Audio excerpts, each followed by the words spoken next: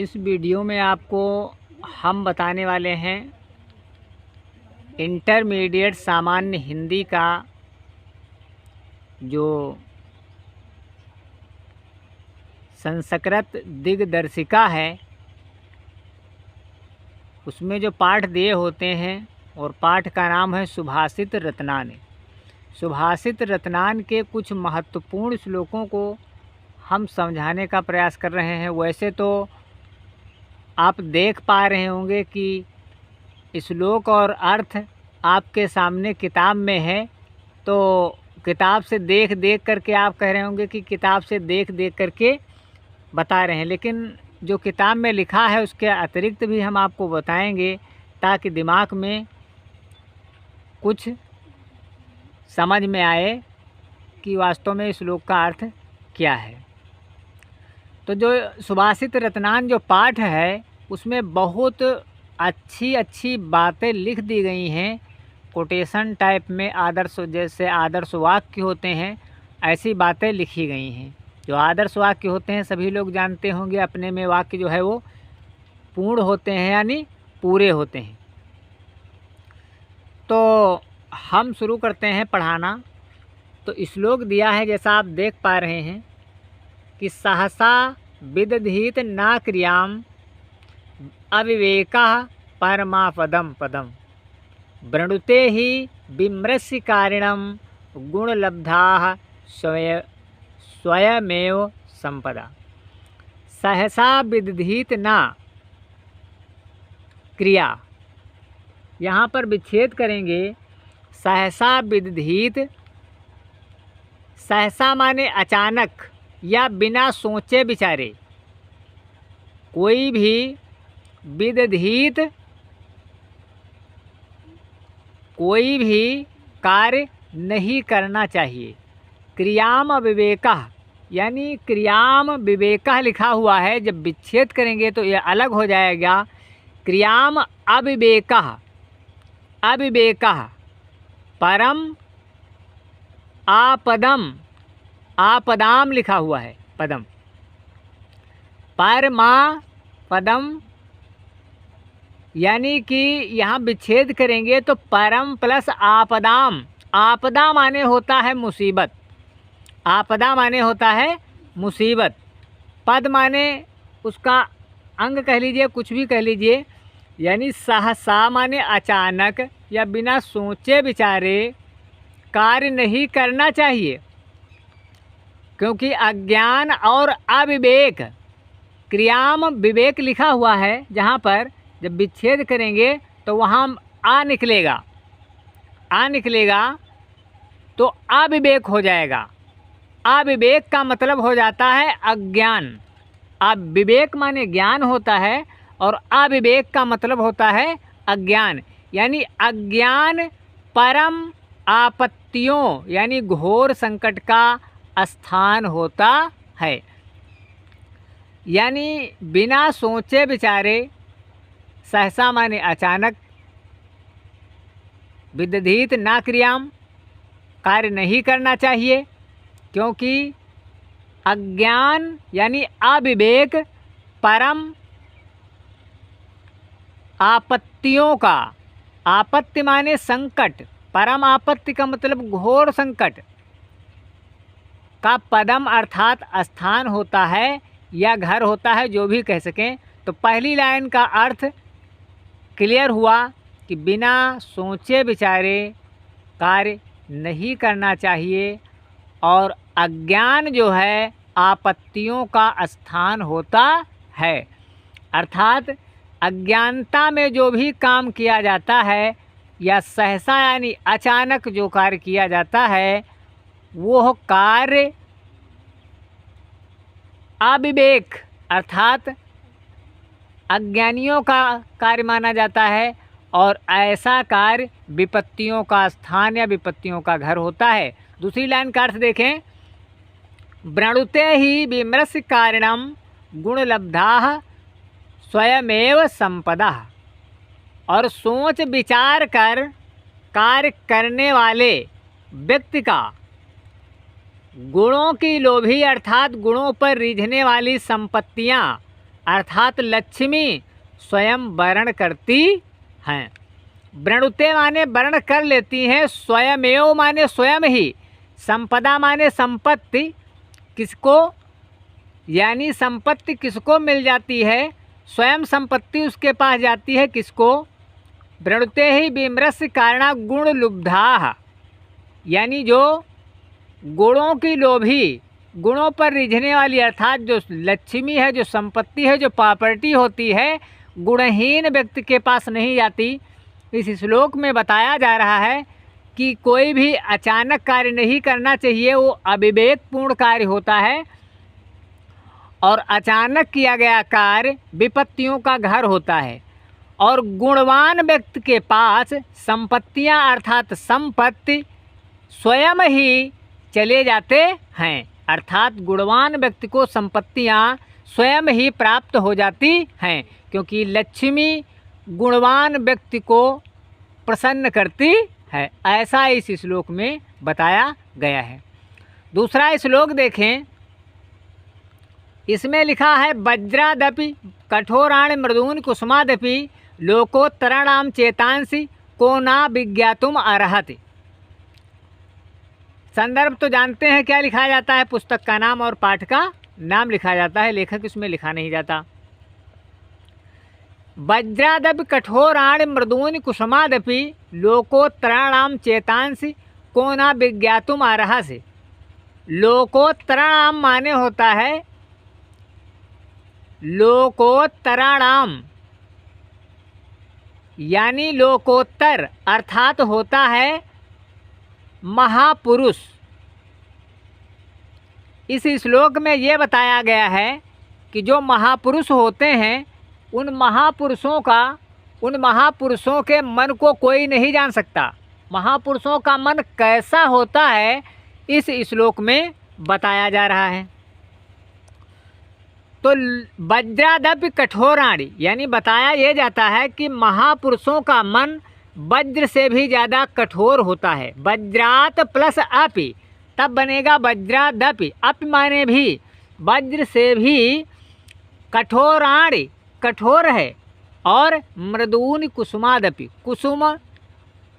कुसुमात plus अपि कुसुमादप बनेगा, और फूल से भी ज़्यादा मृदु माने कोमल है।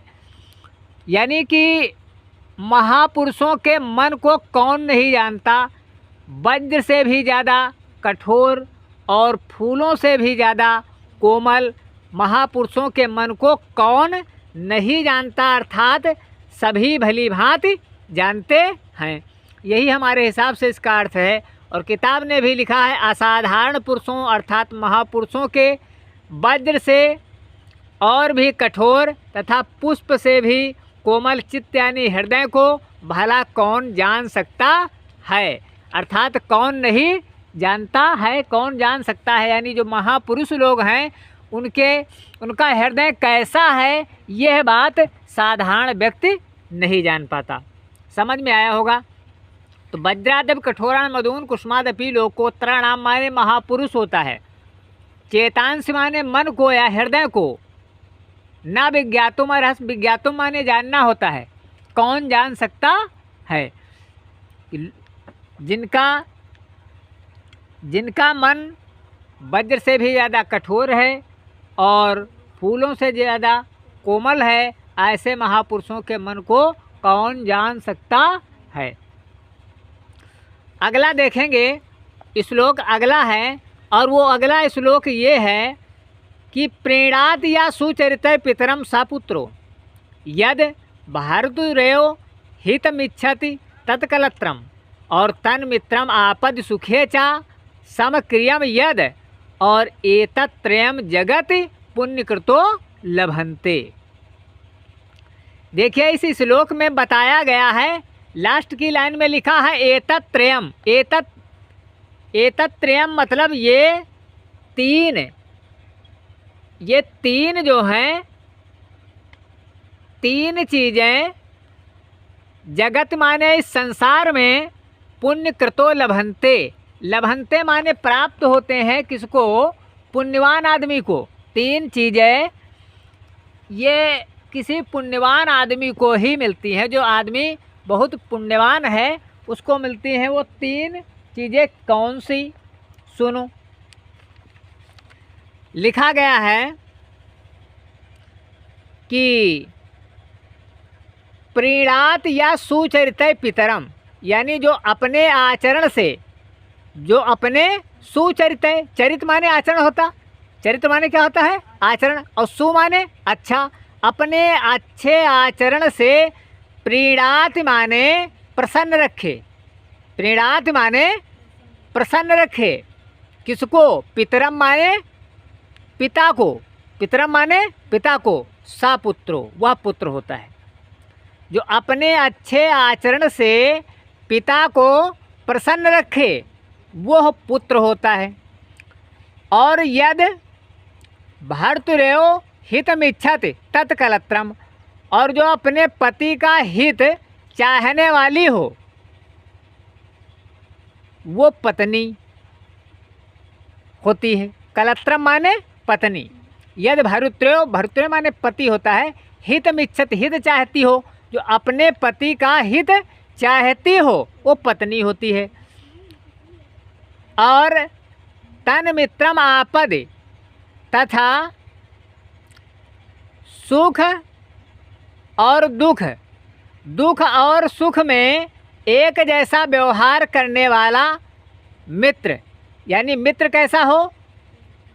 सुखे चा समक्रियम यद आपद, तन मित्रम आपद लिखा है। आपद माने दुख, और सुखे चा यानी दुख और सुख में जो एक समान रहे वो मित्र होता है। तो ऐसा मित्र जो अपने आचरण, ऐसा पुत्र जो अपने आचरण से पिता को प्रसन्न रखे, ऐसी स्त्री जो अपने पति का हित चाहने वाली हो, और ऐसा मित्र जो दुख और सुख में एक समान हो, ये 3 चीज़ें किसी पुण्यवान व्यक्ति को ही लभंते माने प्राप्त होती हैं। समझ में आया? समझ में आ रहा? अगला श्लोक देखें। अगला श्लोक है कामान दुग्धे, कामान दुग्धे विप्र करसत्य लक्ष्मी और कीर्तिम सूते दुष्कृतम या हिनस्ति, और शुद्धाम शांताम मातरम मंगलानाम धेनुधीरा सुनृताम वाचमाहु। देखिए, इस श्लोक में ये बताया गया है जो हमारी वाणी है, क्या? वाणी, बोली भाषा जिसको कहते हैं, इस बोली भाषा और वाणी में कौन कौन सी ताकत है इस श्लोक में बताया गया है। पहले पढ़ा होगा आप लोगों ने, कक्षा 10 में पढ़ा होगा बात पाठ, तो उसमें एक शब्द लिख दिया था लेखक ने कि बातें हाथी पाइए और बातें हाथी पाओ। ये बात एक ऐसी होती है कि जिसके द्वारा कहो आदमी को लात मिल जाए और कहो आदमी को हाथी जैसा बड़ा एक रत्न भी मिल जाए। बात में वो दम होती है, यानी कि वाणी ही एक ऐसा ये हमारा आभूषण है। क्योंकि आप पढ़ रहे हैं सुभाषित रत्नानि, सुंदर रत्न कौन से हैं, इस बात को पाठ में बताया जा रहा है। तो सुनो, न गाथा और बढ़ जाएगी। तो इस श्लोक में ज़्यादातर बताया गया है कि जो वाणी है व्यक्ति की वो कौन कौन से कार्य करती है। इसको देखो, कामान दुग्धे विप्र करसत्य लक्ष्मी, यानी कामान दुग्धे, कामान दुग्धे का मतलब जो इच्छाओं को दुहती है, अर्थात पूर्ण करती है, इच्छाओं को दुहती है। कामान दुग्धे इच्छाओं को पूरा करती है। कौन? वाणी में क्या ताकत है? वाणी में ये ताकत है, इच्छाओं को पूरा करती है। कैसे? यानी कि यदि विनम्रता है, विनम्रता अगर है तो व्यक्ति की इच्छाएं और उसका काम आसानी से हो सकता है। जिसकी वाणी में कठोरता है उस व्यक्ति के कार्य आसानी से नहीं हो पाएंगे। जहाँ पर ये वाणी काम करेगी वहाँ पर धन बिल्कुल शून्य है, कोई काम नहीं कर सकता। तो आइए देखें, ये कामान दुग्धे का मतलब होता है जो इच्छाओं को दुहती है अर्थात पूरा करती है। ये इच्छाओं को पूर्ण करने वाली है। और क्या है? इच्छाओं को पूर्ण करने वाली है। और कीर्ति सूते दुष्कृतम या हिनस्ति। कीर्ति माने क्या होता है? कीर्ति माने होता है यश, यानी कि कीर्ति को जन्म देती है। और क्या करती है? हिनस्त किसको? दुष्कृतम या हिनस्ति। दुष्कृतम माने पापों का नाश करती है। किसको? पापों का नाश करती है और दरिद्रता का नाश करती है। दुष्कृतम माने ये होता है पाप और दरिद्र। और कीर्ति को जन्म देती है। कोई व्यक्ति अच्छा बोलता होगा तो उसका यश तो फैलेगा, सही बात है। तो सुनो ध्यान से, इच्छाओं को दुहती है अर्थात इच्छाओं को पूरा करती है, कामान दुग्धे, और कीर्ति को जन्म देती है और पाप का नाश करती है, दरिद्रता को हरती है। विप्र करसत्य लक्ष्मी, इसका मतलब है दरिद्रता को हरती है। और देखिए, शुद्धाम शांताम, शुद्ध शांत एवं मंगलों को जन्म देने वाली। मातरम माने माता है। किस माता के समान बताया गया? किसको जन्म देने वाली? शुद्ध और शांत मंगलों को जन्म देने वाली वो माता नहीं। ये वाणी ऐसी माता है जो अगर अपनी वाणी सही हो जाए तो मंगल ही मंगल, कहीं अमंगल होना ही नहीं। तब संपुट नहीं रखना पड़ेगा मंगल भवन मंगलहारी, उनको नहीं जपना पड़ेगा। अगर अपनी वाणी शुद्ध हो जाए तो मंगल भवन मंगलहारी शायद ना जपना पड़े। तो मंगलों को जन्म देने वाली, अमंगलों को दूर करने वाली माता के समान है। वाणी को धैर्यवान पुरुषों ने क्या कहा है? धेनु धीरा सूनृताम वाचमाहु। वाचमाहु माने वाणी होता। धेनु गाय बताया है, धीरा माने धीर पुरुषों ने, महापुरुषों ने इस वाणी को क्या बताया है? गाय बताया है। कैसी गाय? इच्छाओं को पूरा करने वाली, दरिद्रता को दूर करने वाली, यश को जन्म देने वाली, पाप को नाश करने वाली। ठीक है, इस प्रकार धीर पुरुषों ने, और क्या है, बहुत बढ़ा दिया गया। इस प्रकार यही सत्य और प्रिय मधुर वाणी को मानस की सिद्धियों को पूर्ण करने वाली बताया गया है। सुन लीजिए फिर से, हमने एक एक मीनिंग को ज़्यादातर समझा दिया है।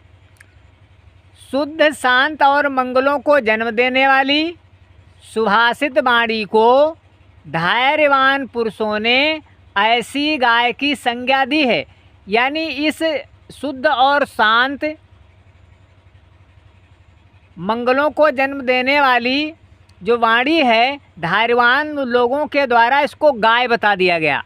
और वो कैसी गाय? गाय की संज्ञा दी, मतलब उनको ऐसी गाय जो इच्छाओं को दुहती है, दरिद्रता को हरती है, कीर्ति को जन्म देती है, पाप का नाश करती है।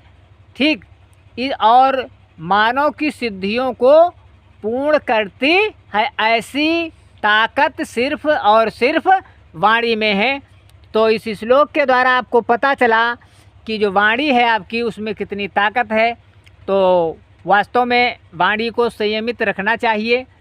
और वाणी एक अमोल है, ऐसा भी कहा गया है। एक पंक्ति, वाणी एक अमोल है जो कोई बोले जान, ये तराजू तौल के तब मुख बाहर आने, ऐसा भी कवियों ने कह दिया है। तो वाणी तो वास्तव में एक प्रकार से अलंकार और एक प्रकार से रत्न ही है, क्योंकि वाणी के द्वारा लोगों को नुकसान भी उठाना पड़ता है और वाणी के द्वारा लोगों को यश भी मिलता है और वाणी के द्वारा ही लोगों को अपयश भी मिलता है। चलिए अगला श्लोक देख लें जल्दी के साथ। लिखा है व्यतिसजति पदार्था अंतरः कोऽपि हेतु न खलु बहिरूपाधीन प्रीतया संश्रयन्ते विकसति ही पतंगस्योदये पुंडरीकम द्रवति चा हिमरश्माव उद्गते चंद्रकांता।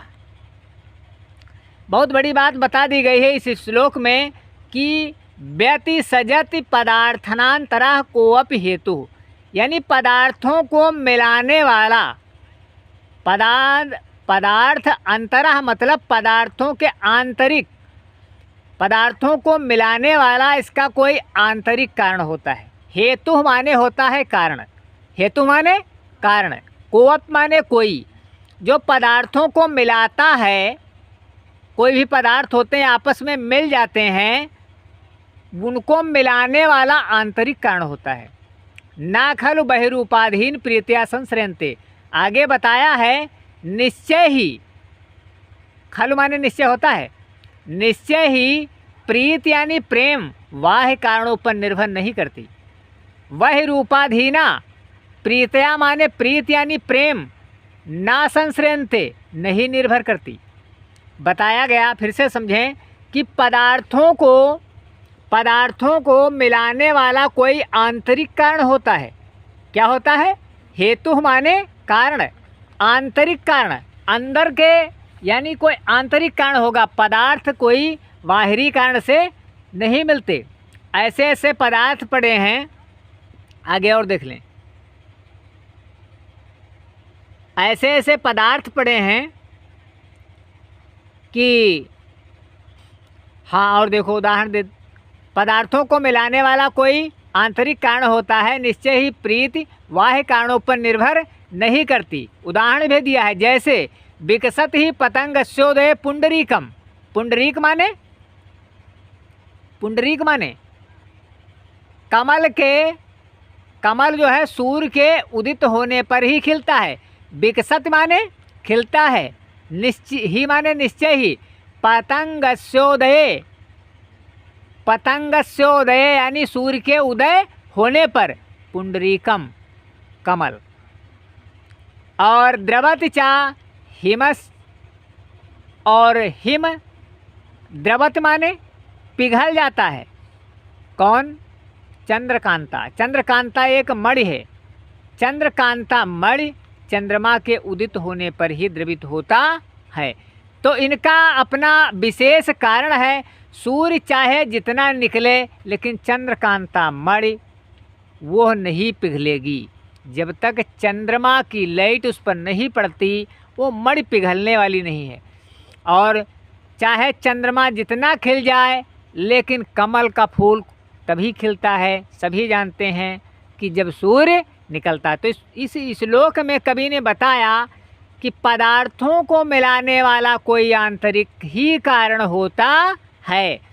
प्रेम निश्चय ही बाह्य कारणों पर निर्भर नहीं होता है। उदाहरण दिया, सूर्य के उदित होने से कमल खिलता है और चंद्रमा के उदय होने से चंद्रकांता मणि पिघल जाती है। जल्दी के साथ देख लेते हैं कि श्लोक निंदन्तु नीति निपुणा यदिवा स्तवन्तु लक्ष्मी समाविशद गच्छत्वा थेष्टम अद्यवा मरणमस्तु युगान्तरेवा नय्यात् पथा प्रचलन्त पदम न धीराः, ऐसा लिखा गया है। तो इसमें जो धीर पुरुष होते हैं, ये बताया गया है कि जो धीर पुरुष होते हैं, जो महापुरुष होते हैं, जो धैर्यवान लोग होते हैं, उनकी कोई निंदा करे, बुराई करे, आलोचना करे, कुछ भी करे, ये उनके ऊपर फर्क नहीं पड़ता है।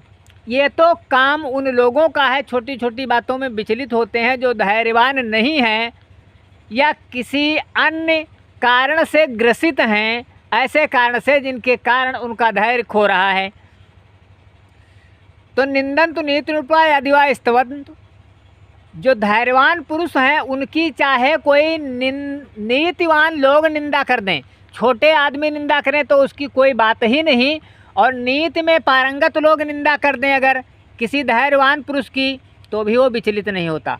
नीति में निपुण लोग चाहे निंदा करें यदिवा स्तवन्तु, और चाहे उनकी प्रशंसा करें। लक्ष्मी समाविशत गच्छत हुआ यथेष्टम, जो धैर्यवान पुरुष होते हैं लक्ष्मी रहे चाहे उनके पास से चली जाए। गच्छत हुआ यथेष्टम, समाविशत आए, गच्छत हुआ यथेष्टम चाहे अपनी इच्छा से चली जाए, बट लेकिन अद्यव व मरणमस्तु, यहाँ तक और सुनिए, अद्यव मरणम व अस्तु युगांतरे, उनकी मृत्यु चाहे आज हो जाए, अद्यव माने चाहे आज ही मृत्यु हो, अस्तु युगांतरे व मरणम अथवा युगों युगों के बाद हो, लेकिन नैयात पथा प्रचलंत पदम न धीरा, लेकिन धीर पुरुष अपने न्याय के पथ से कभी विचलित नहीं होते हैं। ये तो न्याय का रास्ता वही छोड़ते हैं जो धैर्यवान लोग नहीं हैं। और धीर और धैर्य, ऐसा बताया जाता है कि धैर्य लोगों में बहुत कम ही देखा गया है, कि धैर्यवान लोग इस पृथ्वी पर बहुत कम है। छोटी छोटी बात में अपना धैर्य खो बैठते हैं, और धैर्य तो धैर्य है, अपना आपा भी खो बैठते हैं। कोई बात कोई कह दे तो छोटी बात को लेकर के बहुत सा दुनिया का बवाल भी पैदा करते हैं। तो आइए अंतिम श्लोक हमारी इस वीडियो का देख लें ज़रूर। श्लोक नंबर कहता है, ऋषयो राक्षसी माहुः वाचम उन्मत्त द्रप्तयो और सा योनि सर्वैराणाम सा ही लोकस्य निरति। ऋषियों ने उन्मत्त और अहंकारी लोगों की वाणी को राक्षसी वाणी कहा है। बहुत अच्छी बात है, शायद सही भी है। किसकी वाणी को? जो अहंकारी लोग हैं। अहंकार जानते हो, जो व्यक्ति अहंकारी हैं, ऋषियों ने, महापुरुषों ने उनकी वाणी को बताया कि वो राक्षसी वाणी है। वो अहंकारी लोगों को पुस्तक में राक्षस बता दिया गया कि जिनके अहंकार है, ऐसे लोग, ऐसे लोगों को महापुरुष या संत पुरुष जो भी कह लें, ऋषियों ने राक्षसी वाणी ऐसे लोगों की वाणी को कहा। अर्थात अहंकारी लोग जो वाणी बोलते हैं वो वाणी राक्षसी है, यानी कि फिर उनके स्वभाव को हम राक्षसी स्वभाव भी कह सकते हैं। तो इस छोटे से श्लोक में ये बताया गया कि ऋषियों जो वाणी कौन सी है? उन्मत्त। उन्मत्त और अहंकारी। उन्मत्त क्या? जैसे कोई लोग होते हैं अपनी बात को आगे रखते हैं, जैसे लोग कहते हैं बहुत मतवाले ना हो, देहात में ऐसा लैंग्वेज में लोग कह देते हैं इस भाषा शैली में कि बहुत मतवाले ना हो, उन्मत्त उसको कहा जाता है।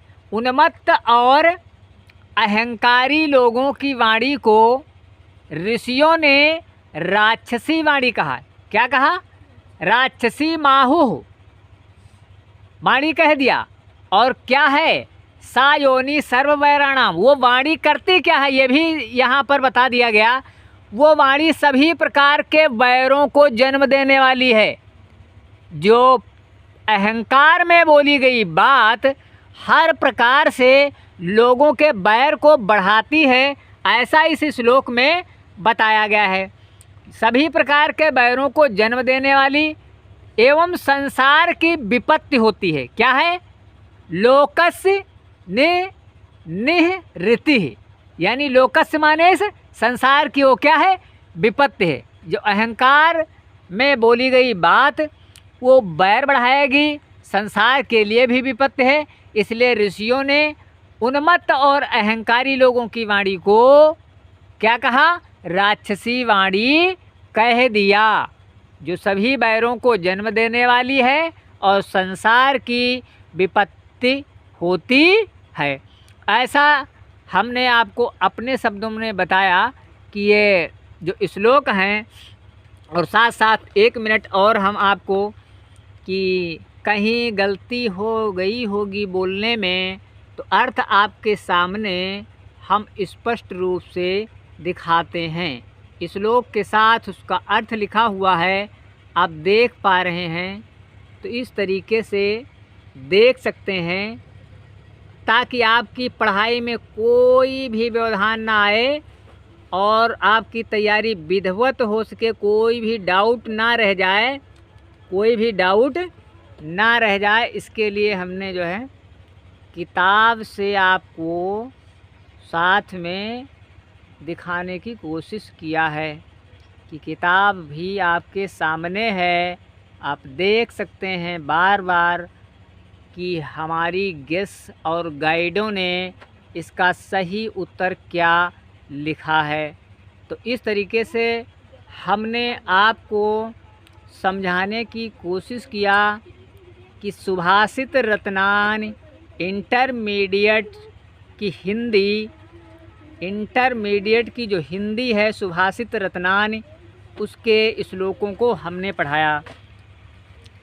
विद्यार्थियों से रिक्वेस्ट है कि वीडियो को बहुत मेहनत से बनाया जा रहा है और हम ये आपको वीडियो के माध्यम से, चैनल के माध्यम से परीक्षा में आपको अच्छे अंक दिलाने का प्रयास कर रहे हैं।